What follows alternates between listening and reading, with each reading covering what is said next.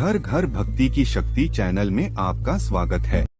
भोले की कृपा के लिए क्या देवी देवता तो क्या राक्षस, वह अपनी शरण में आए सभी श्रद्धालुओं पर न केवल कृपा करते हैं बल्कि उन्हें मनोवांछित फल भी प्रदान करते हैं।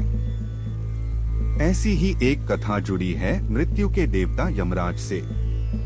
जब उन्होंने भोलेनाथ को यूं ही बिना किसी वाहन के भ्रमण करते देखा तो उनके मन में एक इच्छा जागृत हुई।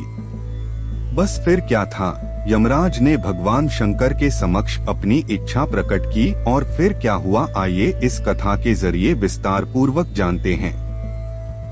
पौराणिक कथाओं के अनुसार भगवान शिव बिना किसी वाहन के ही संपूर्ण संसार में विचरण करते थे। एक दिन जब वह जगत में विहार कर रहे थे तो यम ने उन्हें देखा। उनके मन में यह बात आई कि वह भोलेनाथ के वाहन बन जाएं। लेकिन यह इतना सहज नहीं था, तो उन्होंने शिव को प्रसन्न करने के लिए कठिन तप किया। यम के तप से शिव शंभु प्रसन्न हुए और उन्होंने यम को बैल रूप में अपना वाहन बनाना स्वीकार किया। भोलेनाथ ने बैल रूप को इसलिए चुना क्योंकि बैल अत्यंत भोला होता है। उसके मन में किसी भी प्रकार का छल कपट नहीं होता।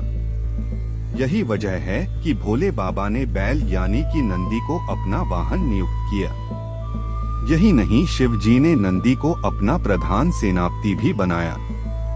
कहा जाता है कि भगवान शिव की सेना नंदी बाबा के कहने पर ही चलती है। भगवान भोलेनाथ ने मित्र और वरुण नाम के दो मुनियों को नंदी के पास भेजा। उन्होंने नंदी को बताया कि वह अल्पायु हैं। यह सुनकर नंदी बाबा वन में चले गए और महादेव की पूजा अर्चना करने लगे।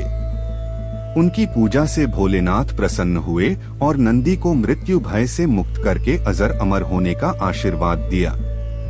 इसके अलावा गणों के अधिपति के रूप में भी नियुक्त किया।